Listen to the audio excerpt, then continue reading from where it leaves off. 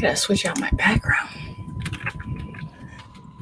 Alrighty, what's going on? And Happy New Year, folks! It's a whole nother year and things are popping off. Obviously, this week we had the book of Boba Fett. We got Spider-Man No Way Home is still breaking records at the box office. We still got a whole lot of dopeness. But one of the worst things we have to do today is unfortunately say bye-bye to a good friend of everybody, Miss Betty White. Yes. Unfortunately, the unmentionable has finally happened. We did believe for whatever reason she was going to live forever, but she did leave us last night or yesterday. Or was it yesterday? It was the day before. It was yesterday. It was pretty recent. Not without going out and giving us dope reviews for some of our favorite movies. Hello. I just saw the most anticipated movie of the year, Deadpool. It was glorious. Once in a generation, a movie comes along that your whole family will love. If your family is a up group of kissing inbreds. We love the Betty Whites. Yes, and she was dope. It was dope to see her support Ryan Reynolds. They had a little thing going on. I don't want to spend too much time on Betty this morning, but I'm sure we all are definitely missing this young lady. So before we get started, we want to say, rest in peace, rest heavenly, Miss Betty. But let's go ahead and get started. Go around the room and say what's up. It's the New Blood Order.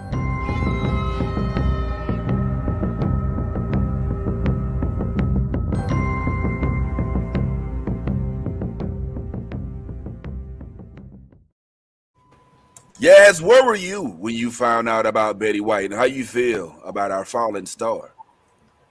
I was at my in-laws' house, partying, and I was very sad. I was actually kind of like, is this one of those kind of like April Fools, like Happy New Year kind of things, like she's just fucking around, then she's gonna come out with this awesome ass video and be like, I ain't dead, bitches.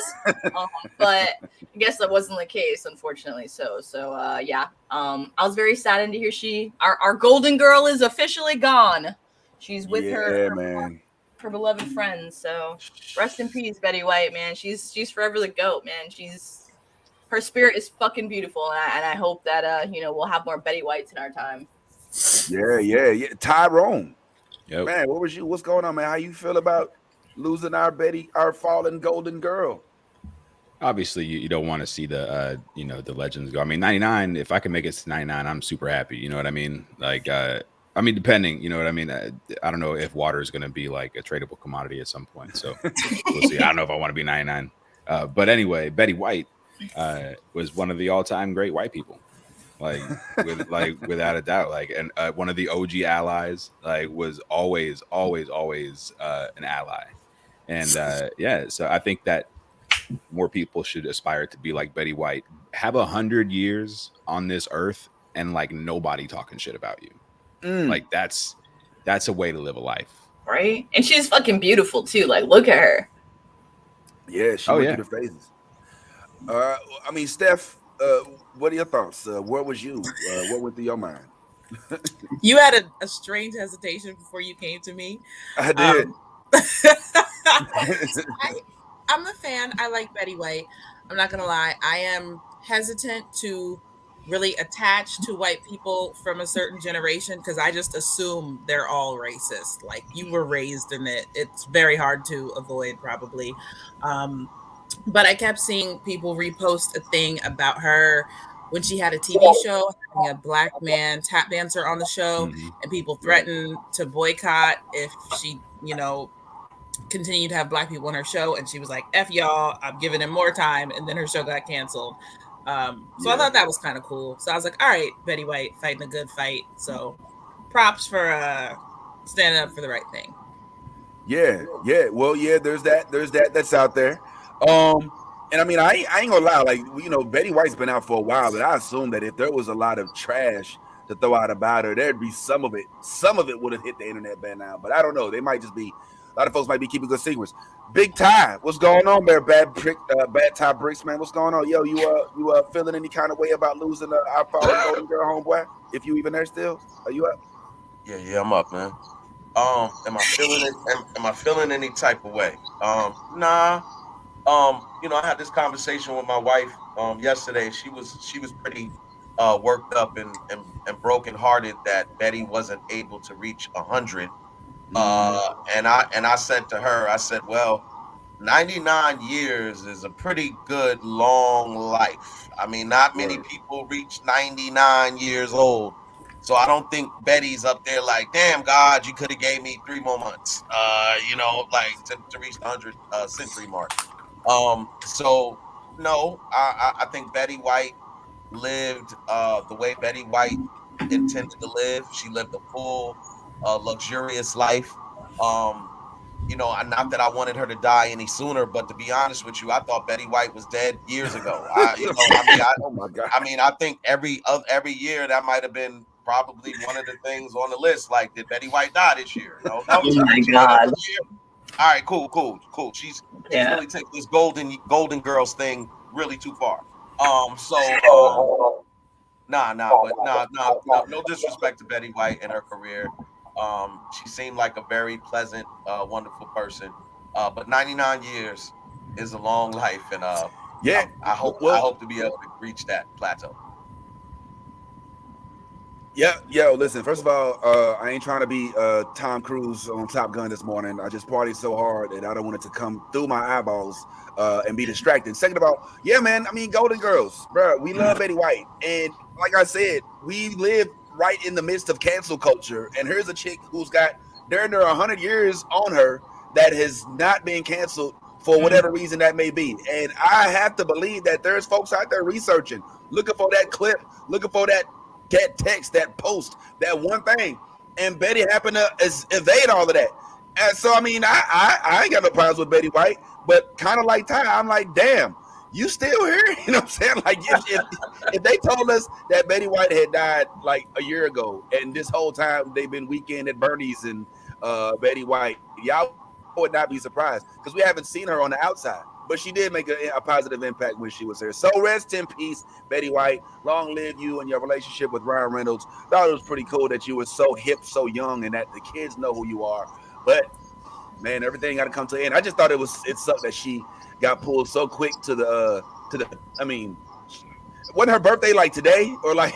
Her birthday's like January 17th. So the whole thing that she likes Legos, and on every Lego package it says ages 3 to 99. So her biggest thing was she wanted to live to 100 so that she could be like, "Fuck you, Lego! I'm 100 and still building." And she didn't get to. So I mean, like, props to her. She was a badass old bitch. Like, no lie. Did you just say that Lego murdered Betty White? No.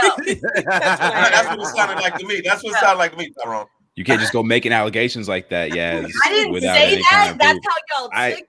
I feel like I heard that. I don't know. That would defend me. You guys twisted my fucking words. Is all I say. God damn it, there she goes, man.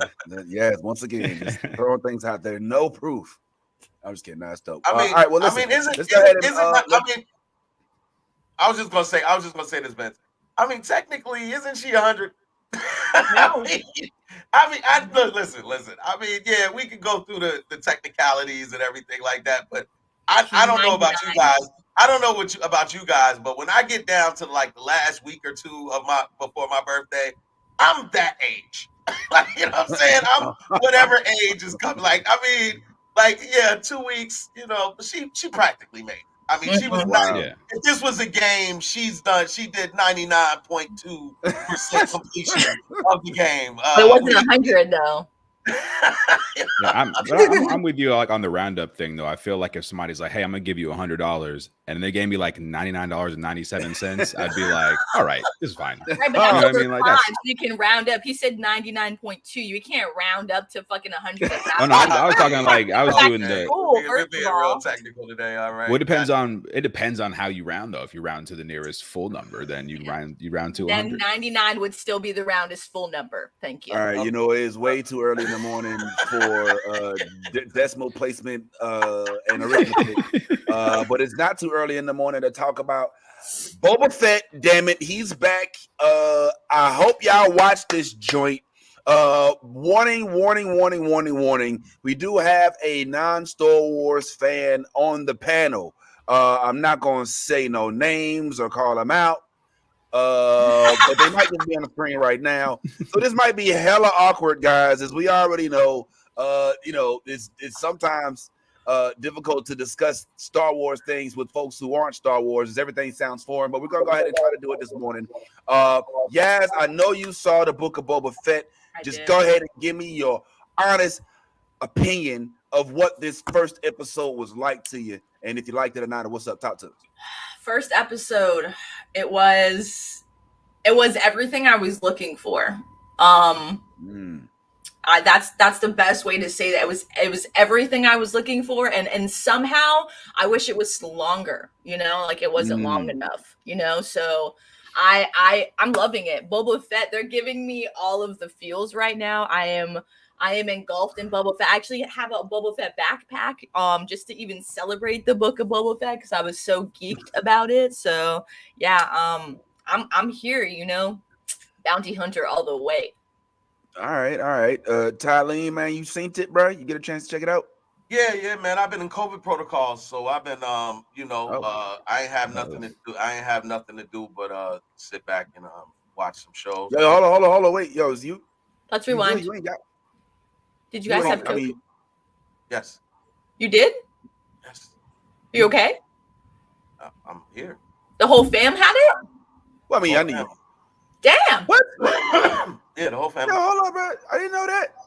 I mean, I don't have Ebola. I am vaccinated, so I made it. So you got a negative test already? Probably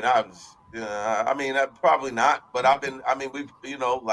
haven't went back to go check. I'm just doing what I'm told to do, which is quarantine for the amount of time that I'm a quarantine. Then I'll take the test. But yeah, man. Yeah, it's crazy out here. Yeah, it is, Lisa. Yeah. It's crazy out here. But yeah, not to spend too much time on that. I'm alive. We're here.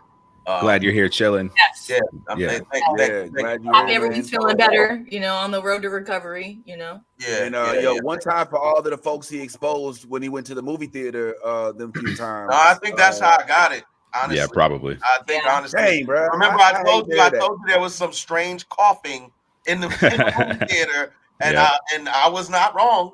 There was some strange coughing, and yes, I did come back with that same strange cough. So yeah. Damn. Listen, and that was to a dude who was masked up the entire movie. So I might have pulled it down like just to drink my drink a little bit, but hey, whatever. But your question was, did I get to see Boba Fett? Yes, I did get to see Boba Fett. I have mixed feelings about it. I think as a Star Wars fan, which I've come to be, I think it does a lot for questions that we may have had from a very long time ago. It did answer a lot of those questions in this episode. I think for me, Boba Fett in the movies was such a fierce bounty hunter, and I would say feared, in a lot of ways when people see him or encounter him. This version of Boba Fett was a little underwhelming, especially in the fight scenes. Like that fight scene with the I guess those were assassins trying to kill him, I'm assuming. Oh yeah. It was, for me, it was just very underwhelming as far as seeing him. Now, granted, I understand that he is recovering. And I'm assuming that's what that tank is for his overall recovery. But yeah, with that being said, I don't like to see this version of him, this impotent version of him, that is not able to really show us that Boba Fett that you saw in the earlier Star Wars movies. And honestly, another thing is the talking for me. I don't really want to hear Boba Fett talking. Every time he talks, I get offended. I get offended. I'm like, okay, so is Boba Fett from space? Is he a clone or is he from Australia? Because Oh, I'm getting that hilarious. He's Australian Samoan. that Australian accent, very very deep, very deep accent. If and look, I don't have a problem with anybody's accent, but like let's just be clear. I know I don't. I love all my Australian people out there. Bad Ties, your number one fan. However, in Boba Fett, I don't really want to hear him talking. Every time I hear him talk, Bless you. I just and that's good. That's gonna be my 2022 thing now that I've had Corona. Is if somebody coughs and sneezes, I'm like, whoa. He's gonna be Now running you know the fuck away from he them. did. Now I'm sorry. I know you got COVID, and I know he's like he did speak in like the originals. He did. He wasn't. Spoke with a more robotic helmet voice. That's true. Like not this. Like Right. not this full on. Like I don't want to hear the dialogue, He's bro. Samoan. Like I'd love if he sat there and just when people did stuff, you just reacted. That would be the Boba Fett that I remember from the movies. Like just kill him or just do whatever you're gonna do to him. Not with all of the dialogue and everything like that. That was a little bit. That's just a little bit much. Maybe I'll get used to it as the show goes on. I don't want to get too much hardship, but those are some that bothered me a little bit about the show. But I think overall the storyline, I'm a big fan of Favreau, or if I pronounce that right, Favreau. John Favreau, yeah. John Favreau. You know.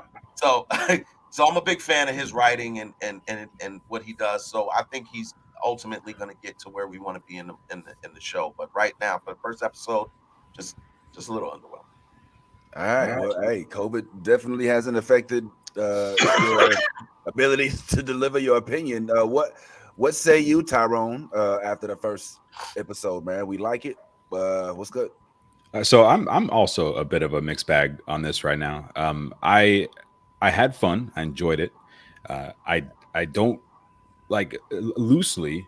The first episode tells us what the show is about, but like I don't know what the storyline. I don't know if we've set up any like storyline going through it, except for maybe that one dude that was like, "All right, my boss is gonna send me back, for trouble." That's about the only bit of storyline we got, except for his escape, from the Sarlacc or whatever, which to me. Well, and that's great because to me, I was like underwhelmed by that. I was like, okay, like because I've been, this is a moment that we've been kind of imagining as Star Wars fans, for somebody like me, as long as I've been alive. I mean, the movie's been out for 40 years or whatever. So I'm like, so it's like, damn, or not 80. I guess 86 was Return of the Jedi. But anyway, like since that happened, we're like, oh, Boba Fett, he gets out somehow.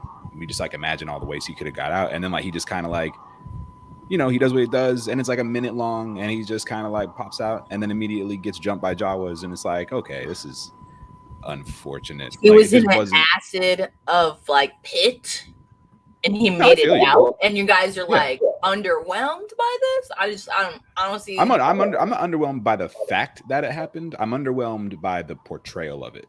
Okay. It was just not as exciting as it could have been. I would have expected a bit more. Okay. But I think that's just like I don't know if there's any pleasing me for that scene just because it's been so long. I would have rather them just not do the scene. Like just don't do it. Give a story from like right now in the storyline and just go forward. You know what I mean? We don't need to see all the Tusken Raider stuff. We don't need to see all the Jawa stuff. Like they told us it happened and we can just bounce. And get into like the good stuff, the crime stuff, because that's what I want. I want to see Boba Fett as a crime lord, like running shit, like kind of but also like Ty mentioned. I mean, it was, and I imagine they're doing this for a reason. I think they're going somewhere with this, but it was just kind of like off brand to see Boba Fett getting his ass kicked for a whole episode or something. Mhm. It's like, wait, because last time we saw him, it was in The Mandalorian, and he was giving people the business, Right. and he was Yeah. all scarred up and stuff. This is before he was all scarred up in The Mandalorian. Right, Mhm. but this is telling that story of how he got there, though.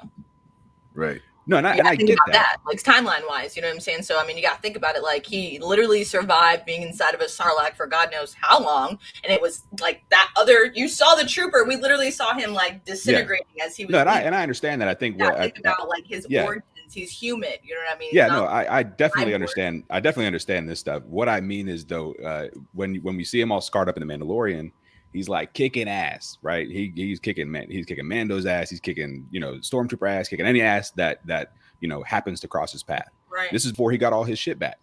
You know what I mean? So he's all scarred up. He doesn't have his shit, but he's but like after he's all kind of healed up, he's walking through this town, and like the parkour boys jump him, and like he goes down. You know what I mean? Like he's got to get pulled out of there. It's it's weird to see it, and my questions may be answered as we find out exactly where this is in the timeline and exactly why he's so weak right now and that kind of stuff. But right, I can't wait to see you as the old man trying to kick ass. Well, he has. Well, to Tyrone's point, the timeline is present day. Like this is actually after Mando when they landed. They left Mando and decided to go back to this planet and take over. Yeah, they went back to Tatooine to take the job stuff. I mean, where was? I think what the question that I'm looking forward to getting answered is where was the Mandalorian part of that timeline, because I need to figure out why he was so badass there, but and so far nowhere else. It was literally right before this, is what I'm saying. Like he left the Mandalorian and came straight there. Yeah. So it happened right. Oh no, I'm talking about. I'm sorry. I mean specifically, I'm talking about when he's flashing back to the Tusken Raider story and the. Okay, so I'm glad Jawa you brought story. this up. I'm really glad you brought this up. And because this is what I think is it really boils down to for this show is what the timeline is. But before going there, real quick, I would just like to just translate some of this to Stephanie real quick, who has zero interest in any of this whatsoever and is leaning up against her brick wall, chilling. Like, just tell me when we're going to talk about Black Panther, and I'll give you a moment. All right, so Boba Fett is Star Wars, is one of the biggest Star Wars characters, and one of the reasons why Boba Fett is a popular character, frankly, is because he looks and was such a badass in the first 3 movies. Now, Steph, as you know, there have been now 10. I say 10. I should say more. There's 9 installments of the movie, but if you include Rogue One, then there's 10 installments. Solo. See, that's why I didn't want to go solo. Oh, and okay, then fair go to enough. all of the other ones. But Rogue One is actually a part of The Star series, Wars canon. yeah. You know what I'm saying? Like it's Yeah. 3.5. So if we want to take those out, I'd say there's 9 movies. The originals came out in the 70s and 80s. Those are the ones that the majority of us on this panel got hooked on. Then they came the prequels, episode 1, 2, and 3, which were famously filmed after 4, 5, and 6. George Lucas wrote and directed, along with Steven Spielberg, the first 3 movies. Then the prequels was George Lucas, but then fans started getting in the way because they started demanding what they did and didn't want. And folks like my good old homeboy Jar Jar somehow always get left out of the running when it comes to talking about the greatest characters in Star Wars. But that's a whole other side note. Let me get this explanation out the way. Everything was Jar good Jar, up until that last part, Stephanie. Thank Don't you. listen to that last part. So basically, Stephanie, think of Boba Fett as like the next Darth Vader. He's like on that level of badass. Like that's his henchman, basically. Like Boba Fett is his henchman. Like it's his killer. You know what I'm saying? He's murking everybody for him. So that's, I take that's issue with that. There's some. I mean, he's I don't want to be that guy. He's his paid gunman. He's one of the many. They're like, you're talking about when on The Empire Strikes Back, Darth Vader enlists many bounty hunters. Yeah, he hires them. Yeah. All of which were standing in a circle, and all of which he was like, "Look, I want Solo." And Solo was the reason why these bounty hunters, because Solo was a smuggler, and now he had Darth Vader's daughter, and he was on the run with them because they, bro, we go down this whole thing, and I'm just watching the life leave Steph's I know her body, face. and I the know more it's been great. All right, so then we fast forward, and here's the magic of it, Steph, and this is why I wanted to explain it to you, because I also am assuming that not only Steph is not the only person who doesn't watch Star Wars who may check us out or may listen to us. So here's the funny part about this, Steph. So Boba Fett is written into the script, but he has such a small part. Mm-hmm. He's such an insignificant character to an extent. He has a huge role in that he is meant to fetch Han Solo, but he doesn't have any. He got like 2 or 3 speaking lines. He's in the movie for like 4. Oh, you looked it up? Okay, look at this. Look at this. Look at Steph is the researcher. I forgot. Ray the research. So he's not really that popular. He's like kind of like Harley Quinn, where he's meant to be a sidekick. All of a sudden, everybody has so much interest in him. They're like, well, shit. Well, we may as well capitalize on this.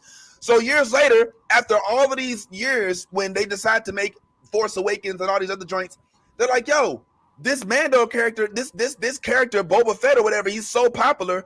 Maybe we should do something with him. And now we get the Mandalorian, which is not Boba Fett, but looks like him, and everybody loses their shit. So then Jon Favreau, I guess his mind says, yo, you know what? We may as well put a show out on Boba Fett as well, which there's a whole storyline. Here's a problem. He dies in the story. So the first thing they have to do, Steph, is explain to us why the fuck is he even in our face in the first place when you killed him off in the 6th installment of the movie. So that's where we are right now. Okay? I mean, are you caught up to speed? Is it making any sense? Yeah. Okay. All right. Steph, cool.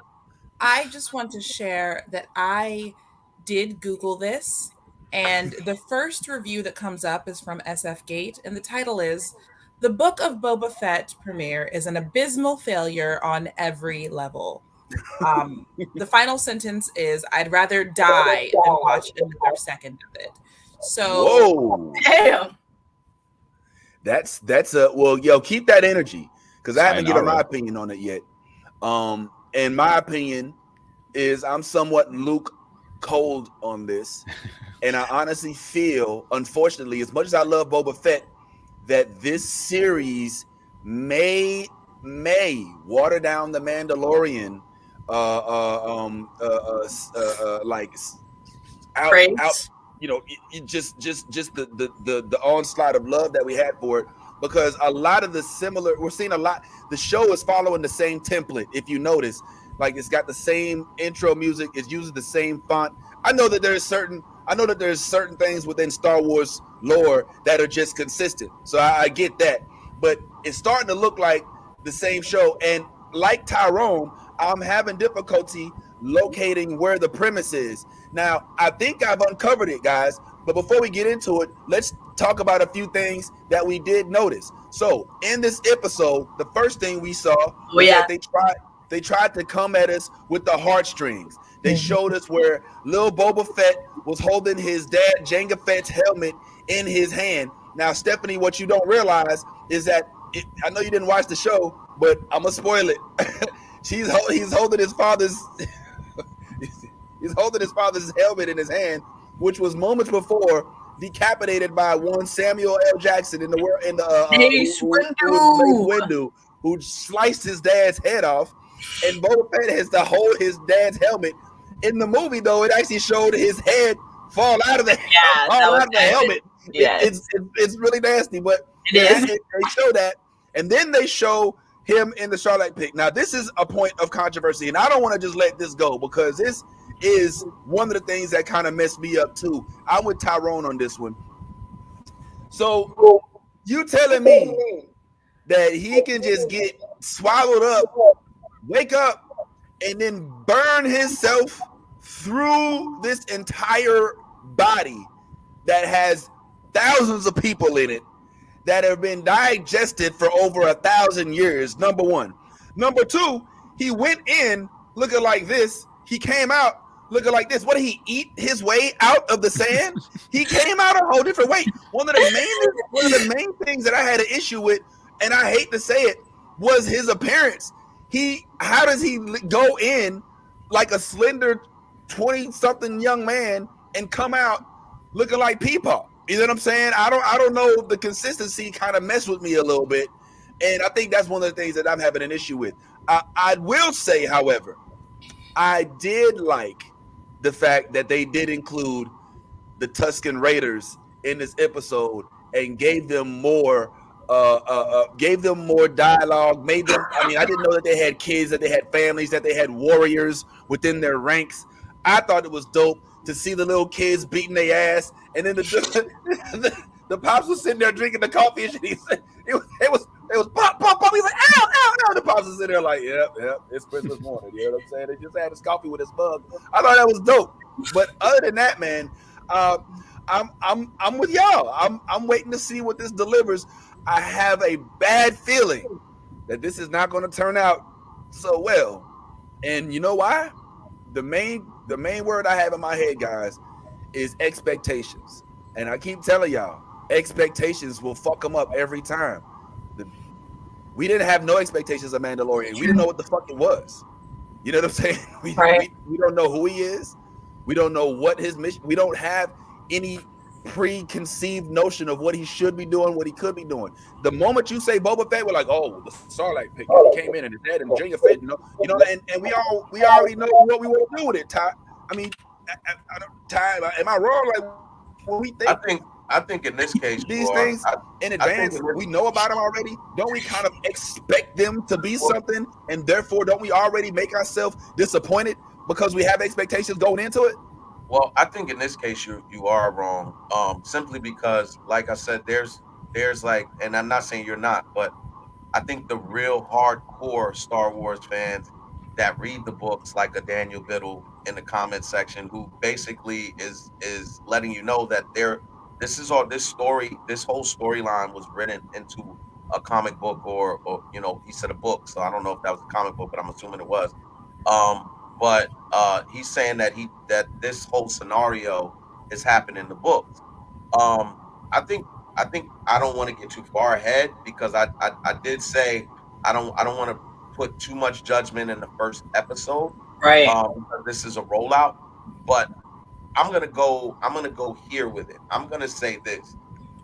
One of the things that I love about Kevin Feige is his consistency. Is the fact that he puts out good content consistently. Jon Favreau has not done anything but put out masterful episodes with the Mandalorian series, the extended joint he did with what's her name? The actress who played Fennec? From Clone Wars, the one with the two sabers. What's her name? Are you talking about Darth Maul? Ahsoka Tano? Are you talking about Rosario Dawson? Yeah, Rosario Dawson. He did masterfully with that episode. So my thing with this is, I believe in Jon Favreau as a writer. I believe that he takes this stuff very, very seriously, and has shown us that he has the ability to put out masterful works. So I will not sit here and say that in any way this will diminish our love for Mandalorian or in some way cripple the franchise in essence. I think this was the first episode. It was a rollout. Your expectations for the first episode weren't met, but I don't think the series has to be judged just off the first episode. Can I add things? I want to address your expectations comment. I think expectations are something that can, they can make you emotional about something, yes, but I don't think expectations will affect whether or not that thing is good. And I think in this case, I think it just wasn't a very strong first episode. In the comments, Daniel made the comment that you know, in that first episode of Mando, like we didn't really know what the show was about until the very, very end, and when we saw Grogu and stuff. And yes, that is absolutely accurate. But I would say overall, that first episode of The Mandalorian was just a much stronger episode of television than what we got with the first episode of Boba Fett. You know, I was hooked almost immediately with Mandalorian. I was like, oh shit, I am in on this. Like, it was beautiful. The story they told a really quick story to introduce this character who we've never met, and he barely said anything. We were just like, damn. Well, right, but they did it really beautifully and really well. And that's the thing. Like, you can explain things, you can introduce people, you can show past stuff, and you can do it really well. I just don't think that they did it so well in this episode. But I do have hope that the show's. I'm not sitting here thinking like, oh, they don't know where they're going with the show. I'm sure they know exactly where they're going. And by the end of the show, I might be like, damn, you know, they really pulled this one off. You know, I hope that's the case. But I just think that it wasn't a really strong first showing. But I'm still hopeful, and I still enjoyed it. I just, you know, I don't like to compare too much, but like, you know, like I said, that first episode of Mandalorian, even though it was different, even though we didn't know where the show was going at the time, it was still so good. But that's my point, though, kind of, Ty. I mean, Tyrone, you intuitively are comparing it to the Mandalorian. You know what I'm saying? Well, I was using it as an example of when something at that level. Well, I that's why I didn't want to compare, but like I was using it as an example of how you can take. I mean, when as far as examples go, I mean these are comparisons that are like, okay, this is a pretty close one, you know what I mean? But I still don't like to compare because it's different stories, it's, you know, different director, different all that kind of stuff. But I don't think it was bad because of expectations or anything like that. I don't think it was bad. I want to make that clear. But I don't think it was less than perfect because of expectations. I just think it just wasn't executed as well as it should have been or could have been. That's my opinion on just this first episode, and we'll see where it goes. And you know what? Okay. To his point about about Mandalorian, one of the strongest things about Mando was that the creed and the fact that he kept his helmet on. That's one of the things about Mandalorian is you're supposed to keep your helmet on, right? You're not supposed to show your face. And this is going back to, you know, the original Mando code, not the new age Mando code that says that, you know, we don't have to wear our helmets, we can take them off whenever we want. But you know, like, he's old school, and you don't get any older school than Boba Fett, but yet you got Boba walking around without his helmet on, talking with this Australian accent. And granted, Mando is Latino, Hispanic. You know what I'm saying? So he has an accent as well. But he's Samoan. No, she's talking about Mando, Pedro Pascal. Oh, okay, I got you. Okay. Yeah, so he's Hispanic. But the thing about it is with his helmet on, and you know that little bit of vibration that you get from that helmet and robot type stuff, it gives you that like raspy tone that you're looking for. All right, well, hold on, let me just step in. All right, well, first of all, I mean, Pedro Pascal may look, you know, he was in Narcos, yeah, but I mean, he was also in Wonder Woman. You know, I mean, he can talk just fine like an American. He sounds like a Texan. That's the most Southern shit I've ever heard in my life. Bro, you sound crazy. He still has. If you can, every time he talks, you still hear. I don't hear like this deep, because he clearly has. Because I'm not gonna let this go. You got me feeling like you sound like. Can I interrupt? Can I interrupt? For the question, I think this question. I want to interrupt with a question. I got to interrupt with a question before we get into the point where we're doing everybody's accent in the world. What accent is an acceptable space accent? Ooh, what country's accent passes for space accent? Like what country is okay to have in space, and what, you know, that's the way I see it whenever I'm looking at space shit. Like, the actors just sound like they sound. Like, that's just and I don't think there's like I feel like British is the closest thing to a space accent based on the shit that we've all seen. But like that's or like Belter, but that's a whole other thing. But I don't think that's as big a problem. But I do want to address the the helmet thing that Ty brought up, because it's a good thing to address, especially for people who aren't super familiar with Star Wars. So Boba Fett doesn't consider himself a Mandalorian. He's just like, this is my armor. Like, you can't have this. I believe in that episode of The Mandalorian, he was like, I'm not a Mandalorian. Yep. Like, he just, his claim to that armor is that was his father's armor, so that's his stuff, and that's the way the armor identifies and stuff. So so he doesn't consider himself a Mandalorian. He does not care about their rule, their traditions, or anything like that. So he's just like, I got this cool shit, and I'm kind of a badass most of the time. Yeah. But I mean, if you did watch the first 3 Star Warses, and I mean the 4, 5, and 6 episodes, you would think that all villains were British in space, because that is kind of how they portrayed it. And I wasn't even mad at that. But yeah, man, I think what Ty is trying to say is that one of the dopest parts about Mandalorian during the movie was his mystique, his mysterious aspect. You know, like, we didn't know so much about him because he wasn't running around running his mouth. And here we got like Mando with no helmet, who can't stop talking to everybody. Now, I'm not mad at it, you know what I'm saying? Because obviously Boba Fett was a man under a mask. I think that what Tyrone is saying is true, is that the unfortunate what we're witnessing is maybe a slower rollout. One of the things that Mando did brilliantly was they introduced us to 2 different characters, 2 main characters in the first episode. We got this dude Mandalorian, who frankly for the first few minutes thought was Boba Fett. I don't know if I was the only one, but before Mandalorian started to develop, I thought that was the story of Boba Fett until we got deeper into the episode. I was like, oh snap, this dude has nothing to do with Boba Fett. Right. And to come to find out, Boba Fett's not even Mandalorian. Like, his dude, like, the chick baby girl called him out in one of the last episodes of Mandalorian. Was like, yo, look at you, bro. You not Mandalorian. Like, your daddy wasn't even your daddy. That's your sperm donor. You know what I'm saying? Like, she was going in on this dude. You know what I'm saying? But now we're here with Boba Fett, and here's one of the problems I have with this. With, not problems, but here's one of the things that I'm kind of having an issue with, Yaz, and maybe you could talk me down on this. What's up? We know Boba Fett in this whole entire saga, and we fell in love with him because of him being a badass. He was a bounty hunter. He had really dope weapons like a jetpack and this thing that he shot from out of his wrist that wrapped Luke Skywalker up, that he had to use his lightsaber to get out. That was dope. But now he's a crime boss. Now he's sitting on Jabba's throne in Tatooine.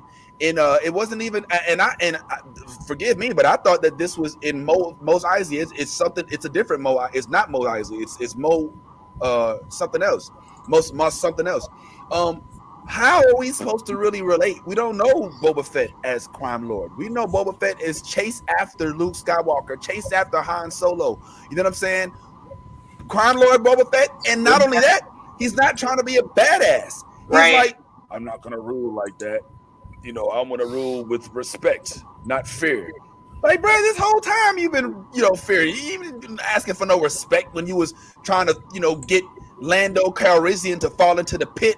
You know what I'm saying? Like, yo, what's going on? Yeah, calm me down. Like, I don't know whether or not I can accept a crime lord Boba Fett as opposed to a bounty hunter Boba Fett. You know what I'm saying? All right. Well, I mean, we're all entrepreneurs, bruh, right? Okay, why can't you have multiple jobs? You know what I mean? Like, okay, first of all, like, don't be hating on an entrepreneur. He don't want to be just the henchman. He wants to be the boss. First of all, okay. all right. I ain't mad.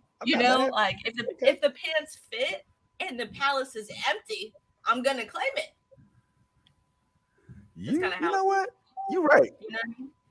I ain't gonna but lie. I'm not mad at it. It's just like I get what you guys are saying about this first episode, and I get that you guys grew up with this. You know what I mean? Since you guys were kids, and these stories, the build up, like over 40 years. It's like us kids with the whole, like, when the Incredibles came out. Like us adults, when we were kids and we loved it, and then Incredibles 2 came out. We were 20 years old. 20 years later, and we were so hyped about it, and it was such a great movie. But like, I get what you guys are saying, but it's only day one. It's first episode, guys. Like, usually, how Kevin Feige is. He like brings you in a little bit slow, you know, tugs at the heartstrings, and then fucking bam, he gives you what the fuck you want. So just wait. You guys are gonna get it. You know what I mean? Like, and we're gonna love seeing Boba as this badass crime boss. Like right now, he's not that badass because we're flashing back.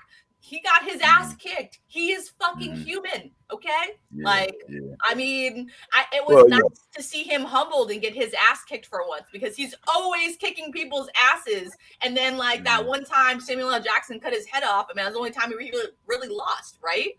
So, I mean, that I can recall. I'm just saying, it's humbling to see him, like, you know what I mean? Like, getting his ass kicked a little bit, but it's a build up. You know what I'm saying? Like, he's human.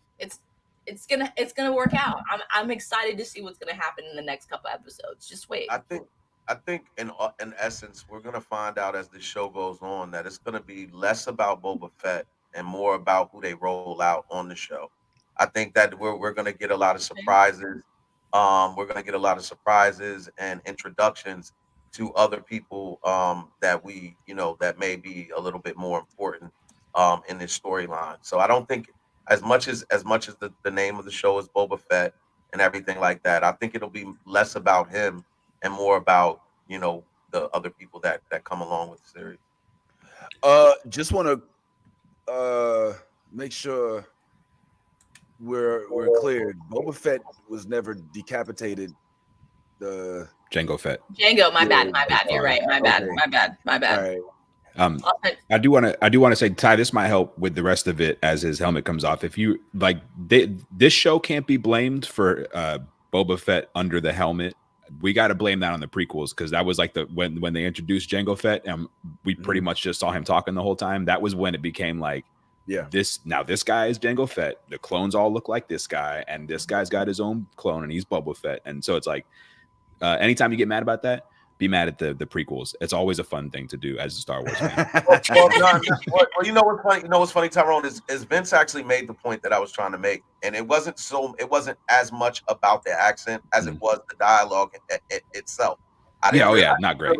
I really just didn't want him talking, and then when he did talk, I was just like, and that absolutely goes to just the part that it just wasn't really well executed. Yeah, that's what it was. It wasn't. I mean, like that's just me being, anal when I say, Australian accent, but it's cool, man. I like anal. Ultimately, it was just that. It was in essence, it was like, I don't really want to hear you talking, and then when you talking, you're not really saying anything. Right? To be honest, the bright spot of this episode was Agent May. Agent May was the bright spot of the episode. Yeah. I'm like, the Parkwar. Listen, anytime you put Parkwar in a movie, I'm there for it. I'm like, I love seeing people jumping from building to building. Right, because they were killing it. That is awesome. That is always awesome. I love it in any movie. But Agent May, I've always been a fan of Agent May. I love that she's always looking mean and always got this smirk on her face, like, and always kicking ass. You know what I'm saying? So Agent May for me is the one that I'm really anxious to see more of, and fight scenes with her, and she's a badass. Yeah. Did you know that she's officially a Disney legend? She's the only person who's worked for Disney who has been a Disney princess, a Marvel character, and in the Star Wars universe. She's the only person who's done all three. Agent May, go Agent May. Yeah, do your thing. Yeah, and did you by chance happen to know also, sir, that she is pushing 60 years of age? Are you kidding me? No, I did not know that. Mina Wen is 58 years old, my friend. Bro, good for you. Damn. And she is out there doing Jackie Chan like stunts. You can barely see it. You know what I'm saying? I don't know what they say from wherever she's from, but we say black don't crack. Okay, she's from Cologne. She's Portuguese, and she's from Macau. Macau, if you're not familiar with Macau, is like a city, is like a country within a country within China.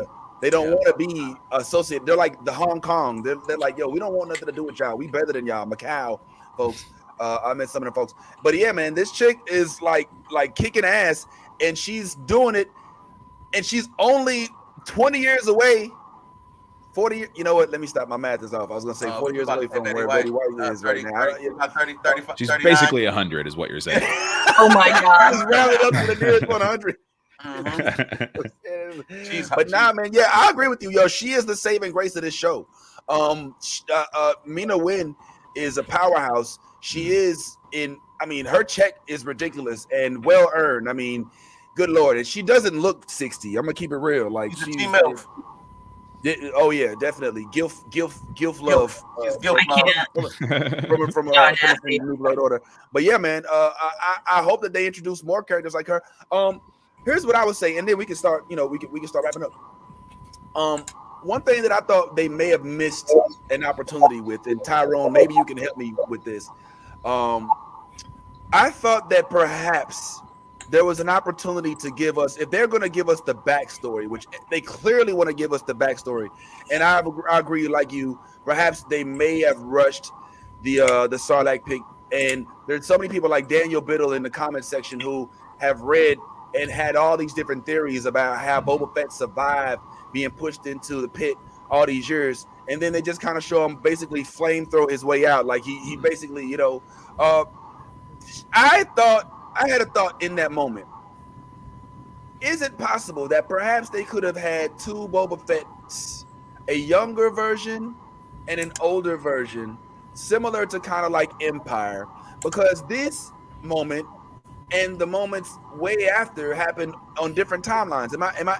That's what I wanted to clear up on the show today, was how far are the timelines from each other? The ones that we're seeing on the show. We have right when he came out, right when he gets, you know, handed his, you know, ass by the Tuskens and you know, he gains their, you know, favor or whatever. And then we've got when he's, you know, basically getting revived in, you know, the Mr. Freeze pit, whatever the hell he's got going on here. Mr. Freeze pit. But keep it real, I mean, that's what they specialize in. It's like, I'm learning like Jabba's palace, all this time we thought was this evil place. It seems like they're just like anesthesiologist specialists, because here we got like Boba Fett. we had Han Solo on the wall.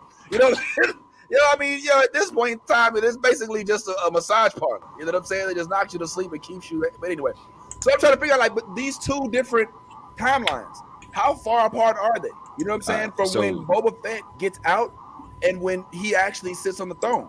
So Daniel Beto answered the question and answered it accurately, 6 years apart. And you can use a couple like I guess landmarks in the show, like if you remember. So in the Mandalorian, this Mandalorian spoilers for anybody.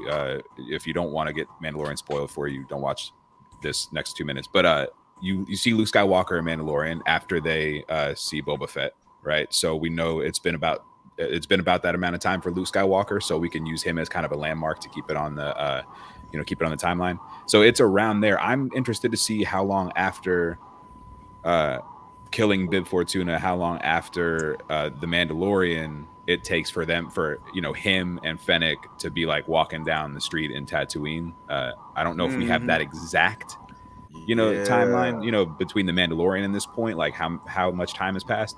But yeah, it's 6 years. So the issue you have with his, with him, going in a slender bounty hunter and popping out, looking like he's been eating well and stuff, is I understand. I just think that logistically they probably had an issue with the idea of we have to have this actor portray this character with his helmet off, but then we have we got to have this flashback with this actor without his helmet on, you know what I mean, the entire time. So do we use CGI to make him look thinner or whatever? I think at this point it's just one of those moments where we suspend our disbelief and we're like, okay, thank you for telling the story, and I don't mind that he got a little age on him, got a little extra weight, he's healthy. I think that hurts us, Tyrone. I think unfortunately some of us out here being petty, low key, don't even realize it, bro. I'm keeping it real, man. Like it's hard to suspend disbelief when you go in. You know what I'm saying? Looking like, you know what I'm saying? Like you're ready for the cover of Fitness Mag, and then you come out like the before picture. Yeah. You know what I'm saying? It takes you a little bit out of the realm of reality. I think that they could have possibly, because keep in mind, he's gonna end up looking like Boba Fett either way. Like he looks like he's somebody called him human earlier. He's not. He's technically he's a clone. You know what I'm saying? I don't know if we consider clones. I don't even know. Is he not human because he's a clone? Like, I don't even know. That would technically I guess make you him can clone human. You're a human clone. But I don't. But like also, I don't know if Jango Fett was, a Mandalorian or not. That's a question Daniel can probably answer. Or what his lineage was. So like, and I don't even. Sometimes human is a vague, a vague thing in Star Wars sometimes. Yeah, that's what I was trying to say. But my point is, like, I don't know. There may have been room to insert younger Boba Fett here. You know what I'm saying? And then give us Boba Fett as we approach the Mandalorian timeline. You know what I'm saying? Look, I'm sorry, Daniel. I know. Daniel is, we're all Star Wars fans here. 4/5 of us. All right, and I'm not trying to rank it, but if we don't keep it 100, bro, then we're just kissing ass. Vince is out here choosing violence to start off 2022. Like it's just funny. I'm listening to you and I'm laughing at. I'm over here. I'm just like you want there to be realism and fantastic. Like this is like you want this to, like I want it to be real, but it's all fake. No, I'm not saying I want it to be real. I do want it to be real, but I want it to be realistic. Listen. Realistically, nobody's trying to. It's not realistic for them to have a 6-year younger version of Boba Fett that was younger, the same way when Luke came back to the Mandalorian, they didn't have Mark Hamill playing him and say, just suspend your disbelief, just pretend he's a younger cat. They were like, nah, bro, we don't believe that. They ain't gonna know. They CGI'd the fuck out of his face. They made it look, they had to redo it. A dude from YouTube ended up making it look better because they know we wouldn't believe it.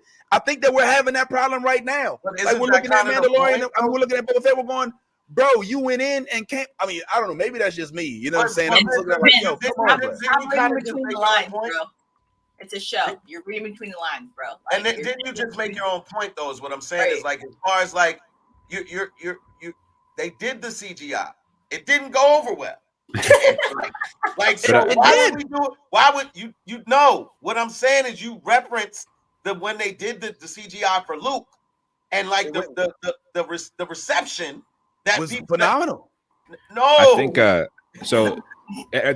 Having the character was what people were really excited about, not necessarily the way they pulled it off. And I think this is, I think the points you're making, Vince, are very important because Star Wars has a habit of clinging on to the Luke Skywalker saga and the characters involved in it. So like what happens is we get these weird CGI moments. We get, characters who have aged a lot and, naturally as humans, the actors are going to look different. But we can't seem to pull away from the Luke Skywalker saga in the Star Wars, media universe. So we end up in these situations where we have to be like, yeah, it's cool to see Boba Fett, but also like it's different because it's 30 years or not. Well, I guess at this point it's 20 years later because it's the prequels now. But I think that's a problem with the greater Star Wars universe is that they're not taking the opportunity to go and play in like different eras and different locations and stuff. Give us new stuff. Give us High Republic stuff. Give us it's cool to see these characters, but maybe it's time to move into a different direction. And I think that's ultimately your points brought me there. I'm like, you know what? I think this is an issue. Yeah. I think you hit it on the head. I mean, I hate to bring my thesis back into the forefront, but again, when you bring characters that we're familiar with, then you bring an element of expectations, and now you have to either meet them or fall below them. Yeah, because logistically, like the only other choice they have is to recast his character, and that brings its own problems and stuff like that. So, because you want to do this the way you're doing it, yeah, I mean, because Star Wars be fans, more upset because that it's like not the same character. Like, you know what I'm saying? Like, you're gonna have to well, here's my thing. Like, here's the part that I think we're missing out on. I mean, this Boba Fett right here doesn't necessarily have to look like this guy right here, because there's a Well, younger version of this guy. He And I does think because it's that- canon that he looks like that. Right, they're Well, clones. hold on. Let get this straight. It's canon that he looks like this guy, but he doesn't have to actually be this actual guy. Even, I mean, look, Yaz, you watched The Bad Batch. There's a whole bunch of different versions of the clones Of Rex. And you know that he looks just like his, just like Jenga to an extent, but he doesn't necessarily have to look like him. Like old ass, I don't know. Man, Yeah, those are essentially like Let me ask you this question. You just use You're the gonna animated version to reference a cinematic. Like I use the animated version to prove the point that all the clones aren't identical. That's the only thing I did. But that was like story driven though. That was so that show could be about these mutant clones. Yeah, well, I don't mean that they have to make him look like the like a fraternal twin. You know what I'm saying? But he doesn't have to look the exact like.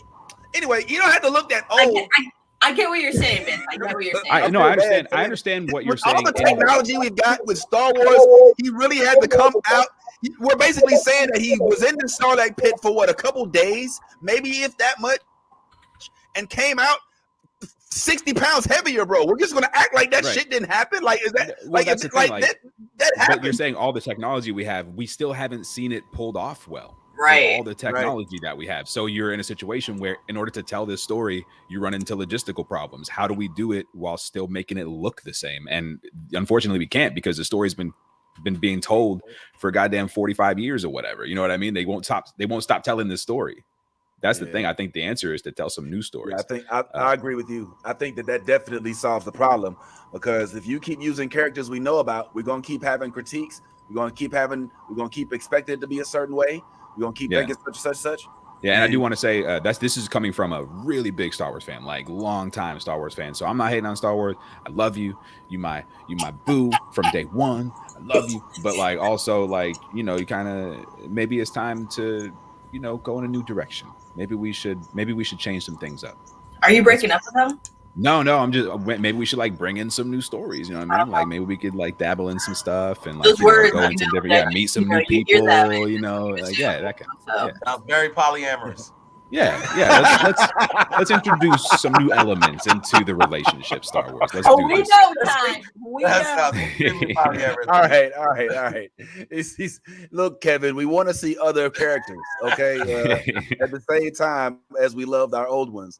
I think that's the point. But ultimately, I think that shocking to say, despite our criticism and critiques, calm down, Daniel, I still liked the episode. I still thought it was dope. Yeah. I again loved when you bring in older characters, the bringing back the Tusken Raiders, having them have offspring, having them beat the dude up while he's sitting there drinking coffee. The proud dad shit I loved it. I love the fact that they had a warrior who had a sword. We didn't have in the past. Tuskens were that was it. That was it. Like now we can see that they actually have like a whole little village, social structure. We get to see them grow up, and you know what I'm saying, and even the whole political realm of it, where I don't know what we call the people with the stuff that come out of their heads like this. I don't know what the name of them are.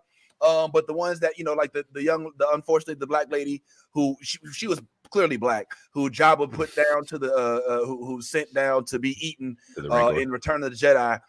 That whole race of people, evidently they're the mayor, and that whole little aspect of it was comical. It gave me like an Office, like Steve Carell type feel when the dude comes out, hey, well, yes, sorry, she won't be showing up today, and sure, you can come on by the thing later. I like that.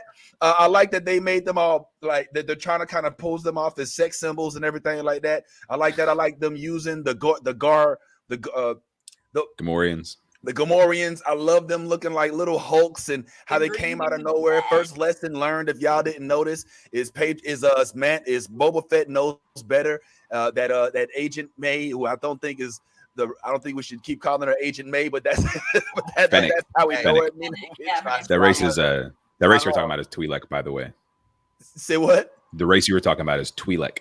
Twi'lek, yes, Yeah. Twi'lek, yeah. Those folks, interesting. But I like the fact that Boba Fett's his morale is already showing to be the way that we're going. Like, oh, I don't want to kill these folks to make a point of, to make an example of them, and then later on they end up saving the day. So yeah, we like where it's going. I'm not tripping. I'm not saying that it's the worst thing ever. But yeah, Did you notice the consistency though? Like Wait a from minute. Mando to Boba, is because when we first encounter Boba on Mando, it's on this same planet, like Right. with those same Tuskens.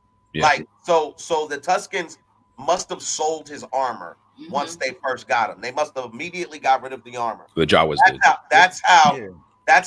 that dude wound up with the armor on Mando. He had to work with The Mando sheriff. to give him the armor back. Right. Well, that then right, like shortly after that, we encounter Boba for the first time in the desert, appearing. So the consistency that they kept the storyline in regards to that, because from that point on, we know that he was taken in by the Tuskens. Like he was taken in as one of the, as one of their own. So I think that's really important to speak to, is the consistency that John Favreau is in the midst of. Yeah, like it definitely, like I feel like they know what they're doing, and I definitely want to keep saying that. Like I'm not doubting here. I'm just like, all right, first shot not so great, but also like I'm here. Let's because I'm gonna watch. We're gonna watch shit out of it, and I wouldn't be surprised if by like episode 3 or 4 we're like, yo, Boba Fett, y'all see that shit? You know what I mean? I wouldn't be surprised. Yeah. I'm sure we're gonna encounter somebody new. We're gonna be like, oh my god, did you see who they? Oh, yeah, yeah. It's gonna be like. And Vince is going to be doing one of his apologies again. I know I'm not going to apologize for the franchise. Nah. I didn't. All right. I don't think I said. I don't think I downed Boba Fett today. I think I just was honest. Yes. What are you trying to say? So, did you guys peep the C-3PO head like on his mantle? No. You guys didn't see that? No. On his mantle. Yeah, like so the scene that he's sitting on right here on his throne, C-3PO's head just like chilling like on the floor. Well, that may not be C-3PO, but like it could. C-3PO's head, protocol droid. It's C-3PO's head. All protocol droids look like C-3PO. Yeah, they might be colors and stuff, but yeah, that's it. It could be. We don't know for sure that it's not. Well, no, we do know for sure that it's not, because he's in the last 3, the First Order. Yeah, he was in pieces though. Remember, they had to build him back. He was in pieces. Hey, Yaz is smart. I know. He was in pieces. I don't know. He had to be built back in 7. He was in pieces in Return of the Jedi after being captured. Or sorry, they didn't have to put him back together in how did he reappear in 9? In 9, they had to like rebuild him, right? I'm losing it. See, this is why it's so goddamn hard to keep up. But we got homework. Yes, we now have to watch all 9 movies to see how 3PO. But either way, I think they did foreshadow either way. Yes, it's a good observation. They did foreshadow that they're probably going to have some sort of protocol droid, which I would predict is likely going to look similar to C-3PO, if not because they're on the same place that Luke met C-3PO. It's all happened on Tatooine. Right. So if you're going to get a protocol droid, a land of the Jawas is probably the best place to do it. Look to the 2 sons. Let's be honest, they had to, and we definitely want C-3PO back. Him, according to what I'm hearing, and R2-D2 were in a lesbian relationship this whole time, and I didn't even I had no idea. I don't know if y'all saw those lesbian. Yes, they're saying that C-3PO. They're saying they're both female. They're both female robots. They sound like dudes. They sound like dudes. The word on the street is that C-3PO and R2-D2 have been. But why are they lesbians though? Like C-3PO sounds like a dude, and like R2-D2. I mean, you can't. He doesn't really have voice, but it's I would see because they say like, yo, C-3PO is always like, oh my, what I'm saying? He's like, Mr. Anakin, you need to watch out. Yeah, like he sounds like a British dude. Yeah, he sounds like a woman. Please don't leave me. Oh, you know what I'm saying? I don't know. It's not my joke. It's Have y'all met lesbians before? TikTok. I know that's why I was like, yeah. Because I'm like, what it sounds like you're doing British folks. Like that's they don't call those lesbians. That's British. That's English. Hey, look, these are bad. These are not just jokes, but they're bad jokes. So please don't come. Don't come for me. Hey, real quick before we go any further, I feel like the next, like when we do a Boba Fett episode at some point this season, we got to have Daniel back because Daniel's been up in these comments, like, basically he's been a part of the show for us in his comments. So like, I feel like we got to have Daniel here, because he's filming the Star Wars stuff. Absolutely, yeah. I can hear him screaming at the screen right now. God damn it! It's just the first episode. Like no, in the book, the Wrath of Boba. All right, calm down. I think it's going to get better. I honestly think there's probably going to be potential for, like you said, Mandalorian Boba Fett crossover, but time will tell. As of right now, we can only hope that it does. We can only hope that perhaps we can interest Steph and folks like her to join on the to jump on the bandwagon. But I also agree that, like Tyrone saying, we could definitely use some fresh blood when it comes to Star Wars. There's other Jedi out there. I would like to see a story about that one stormtrooper that kicked Finn's ass in Force Awakens.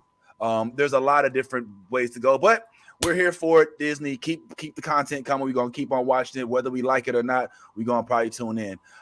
Let's do this. I don't want to keep, one of the main objectives of having us here a little later so that we ain't got to be here so late.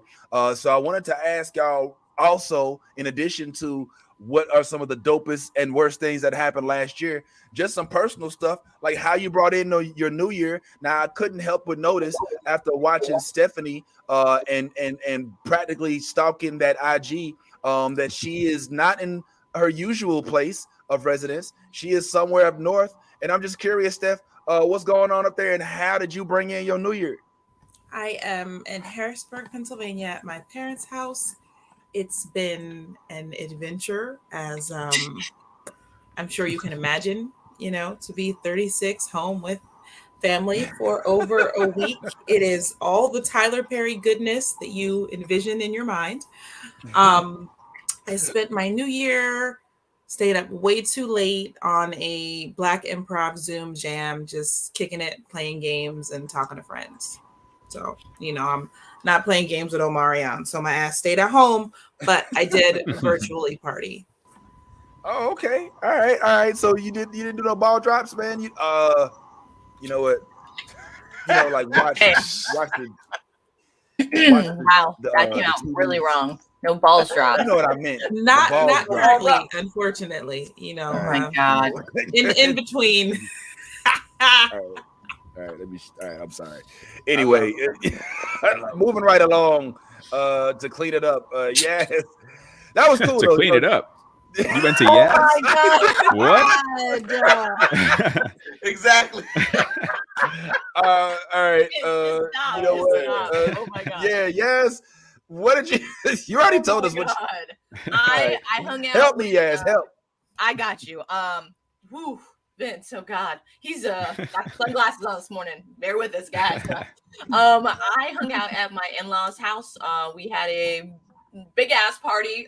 We partied our ass off. I was hungover as fuck this morning, but had my tea and got up an hour or two before the podcast so I could just come to life with Jesus.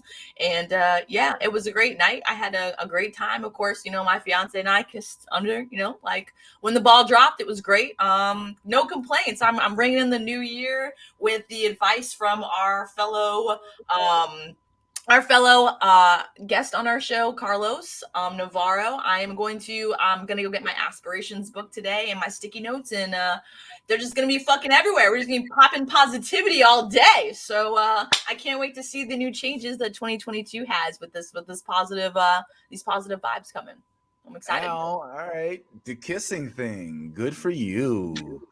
My mom kind of was like, "Okay, enough." Rude. You should have taken. And then I had to give everybody a hug after because she was like, "Okay, it's my turn. Give me a hug." And I was like, "We're not kissing, but I'll give you a hug." You and your mom. Hey, happy New Year, Mati. Good to see you. Glad things are bringing it. Tyrone, man, you up in New York, bro? How did it go, man? Now that you are officially in a new city, how you brought in your new year, homie?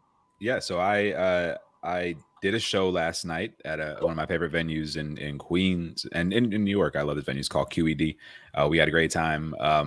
They limited the capacity, checked temperatures, checked vax cards. It's not exactly safe anywhere right now, but I was like, this one feels like a risk I can take. So, it was a nice night. It was pretty chill, and it was great. Like, honestly, like it was great. It was a great night. Happy to be here and happy to have done it. Now you're in New York, did you go outside and see people still trying to do the whole frolic in the streets, Times Square, drop ball thing? Right. Or I was in Queens, so like the only people that I saw on the street, by the time I was heading home, it was late. So like the only people I saw on the street were people who were also heading home from their stuff, a lot of whom were, stumbling in various directions. We did happen to pass one lady on the street who was being comforted by her friends, even though they were absolutely laughing at her. She just couldn't see it, but she was like hysterically crying on the ground and just going, motherfucker. She was just like, she was basically doing a hysterical R-rated Yosemite Sam while crying, and it was just like this amazing moment. I was just like, this is the reason that I moved to New York, so I could see this happen. And it was great. And as we passed them, their friends just laughed and said Happy New Year. We said Happy New Year, and she said motherfucker. It was great. That's what's up, man. I'm glad you're safe. I know Omari, I'm pretty heavy up there too. Yeah. Ty, I think you alluded to what you did earlier. Yeah, man. Real quick, bring us up to speed. How you brought your New Year in? Me and wife. I know you protocol. We just had sex. That was what we did. That's what we did. That's how we brought the New Year in. Explain in more detail. Yeah, could you give us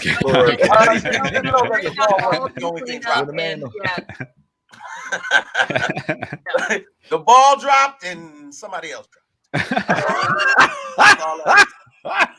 Let's leave it at that. Oh my God. Yeah, man. No, but best New Year ever. That's nice. I told her, I was like, let's make this a thing. Let's do this every year. Yeah, man. That's how I brought my New Year in. Happy. I can no longer use ball drop for New Year's. But I will say this. That's dope to hear all of how you all brought in the New Year. There was a trend. I don't know if y'all saw it, but there was a trend that I think that I'm going to start doing on an annual basis. Now, as you may or may not know, I am Mr. Grinch when it comes to all holidays, including Kwanzaa. Oh yeah, keep your Kwanzaa to yourself. I don't care. I know y'all black, but I don't need all that, all them names, emoji.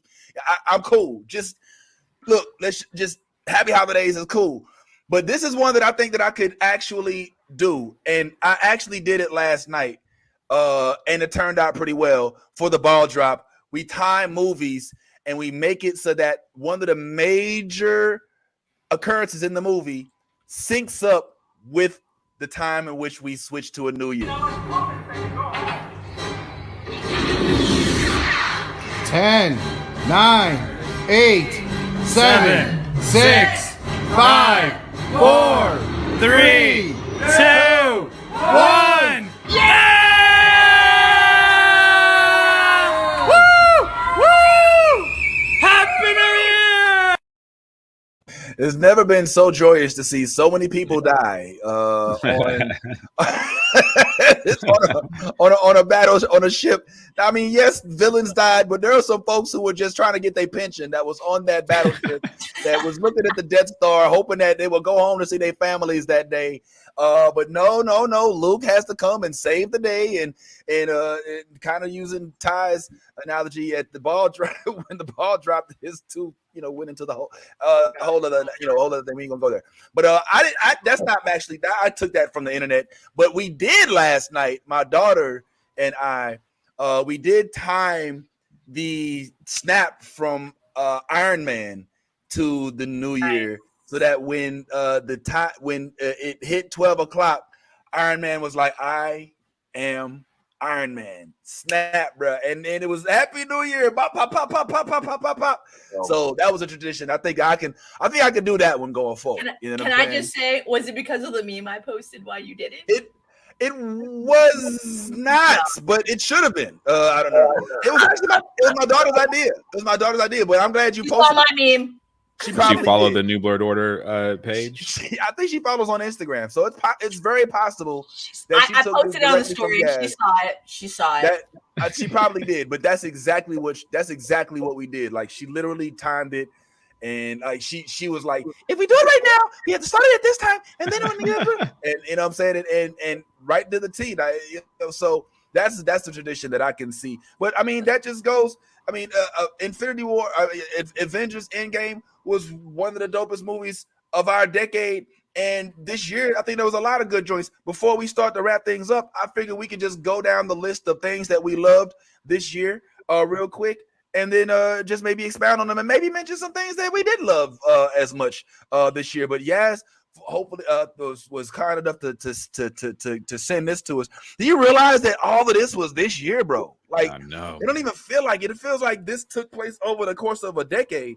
All of this stuff we got this year, Tyrone. Yeah, I don't know how Venom got in there, but like, no, I'm just kidding.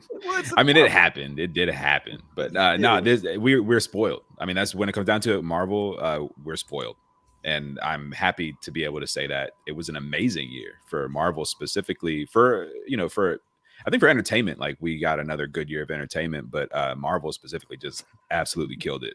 Nobody did it better this year, and I think. For me personally, the reason I chose my background today is because this moment in Loki, the moment where the timelines start to branch, and like in that last episode and stuff, was such a huge moment. For sure. And I just remember being like, holy shit, they are really going to go so crazy from this moment on. And they had already kind of started going crazy. So I was like, this year will have set up a lot of really, really great Marvel stuff, and I'm so excited for it. Hell yeah, man, definitely. What say you, Yaz? I am enthralled by this year with entertainment, and next year, what is to come. The lineup this year for 2022 is a fucking banger. We got hits almost every single month. So I'm super excited for all that is to come and all that has came last year. I think my favorite out of this whole lineup has to probably be a tie between What If and Spider-Man. No lie. Oh yeah, okay, yeah. Yeah, it's because those two.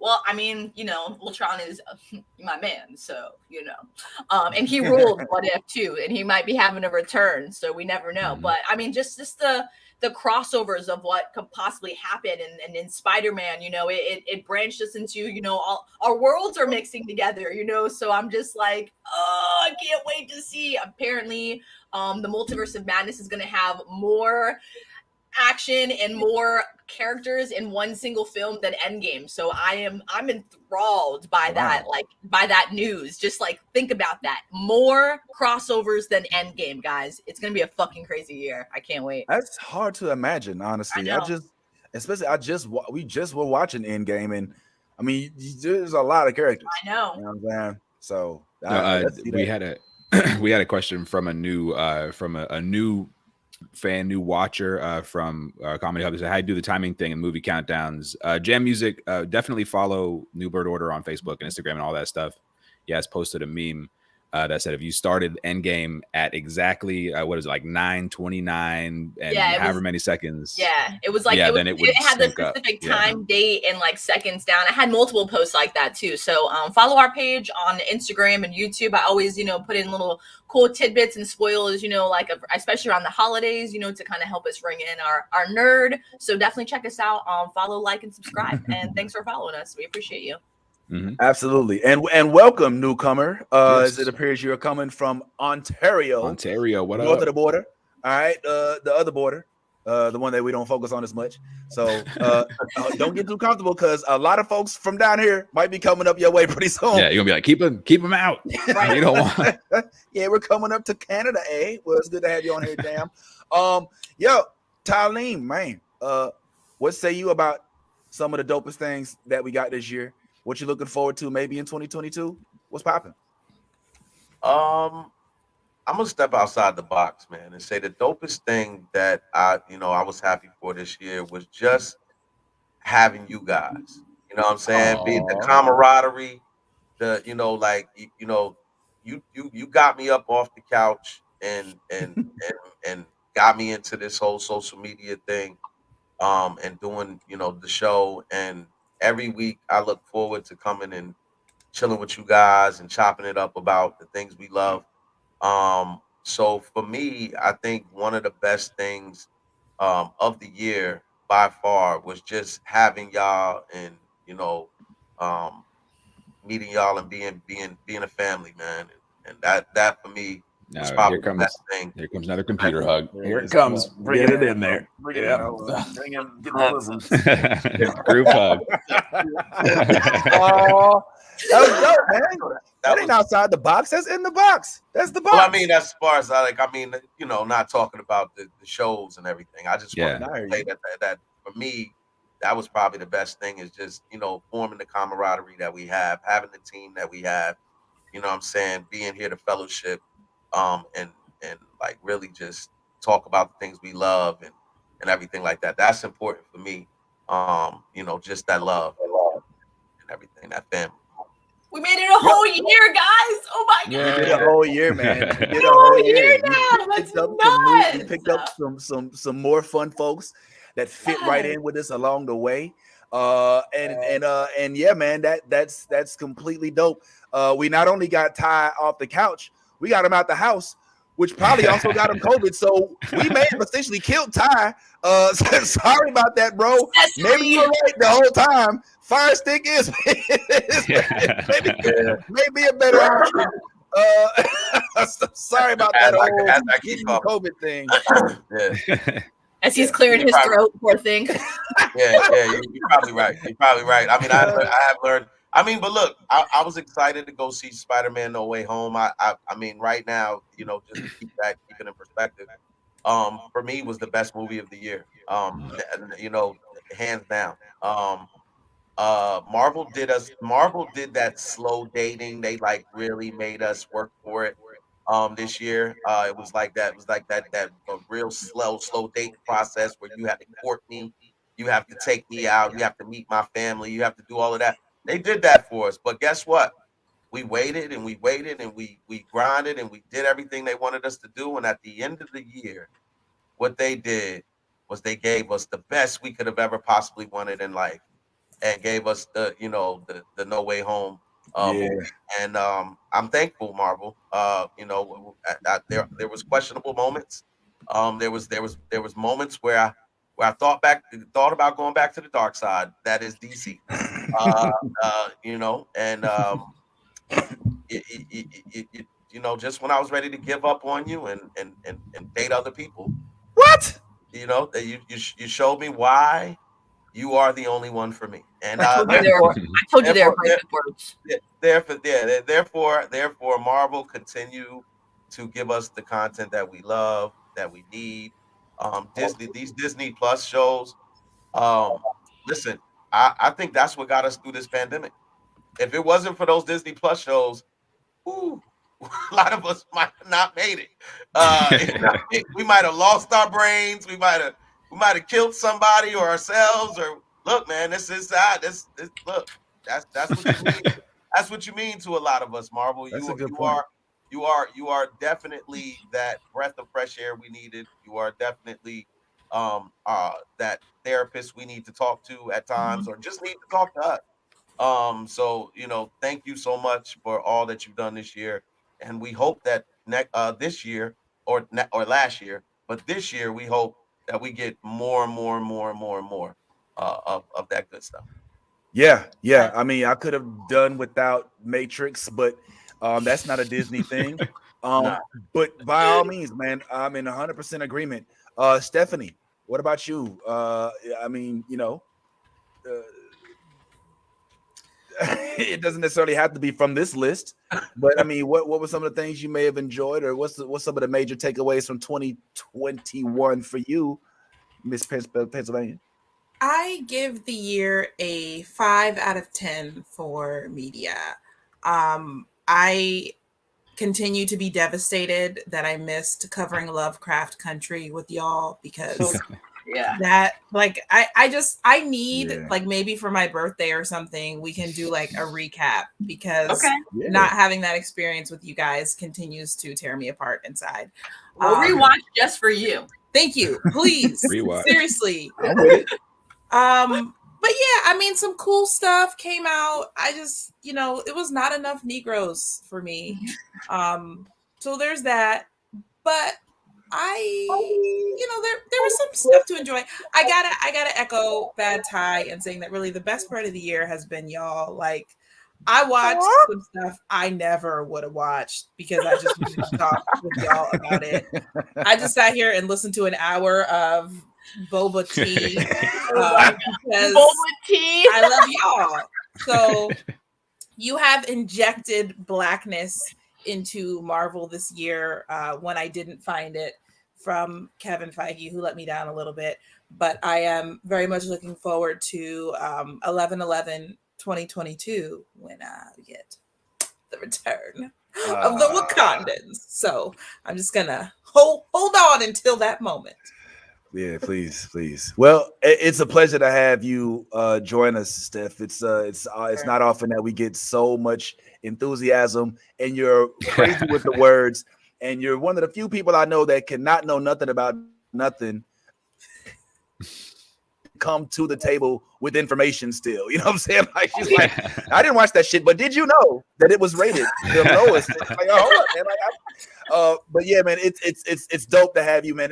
I will definitely second what Ty says, and yes, this has been one of the dopest experiences for me. Look, do I miss sleeping in late on Saturdays? Sure, I'm sure we all do. But there's not a weekend that I don't wake up saying, yo, man, I can't wait to talk this stuff. And I'm glad that we've got folks like Lisa and Grogu and even our new listeners and some of the folks who've been paying attention on YouTube.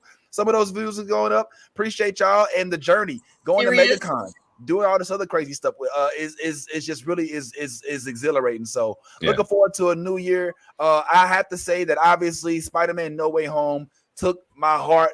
It blew everything away. It put everything together. All 8 movies of Spider-Man now that have come out since the Sam Raimi edition, it now can be laid to rest. And dare I say, I think there's a strong chance if Sony is smart that they will answer the call for this Andrew Garfield and Amazing Spider-Man 3. If you are not a fucking idiot, you'll listen to to everybody out there saying, holy shit, I forgot how much I love Andrew Garfield as Spider-Man, and you'll bring him back because Sony, you're running out of time. All right.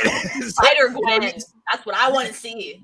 Sony, we see what you're doing, and that's something else we looking forward to. We got Morbius coming, we got Blade coming, we got a whole lot of stuff. But if y'all don't get this fucking marriage you and Marvel Studios has in order, where y'all can't decide who the fuck it is that you want to release because you don't know who you have ownership over because Sony got the jump on the Spider-Man characters, y'all are gonna fuck up the universe, man. We don't want to look at Sony and think, oh shit, Venom. I'd rather look at Sony and think Amazing Spider-Man. You know what I'm saying? Because that was a better representation of the Sony Spider-Verse.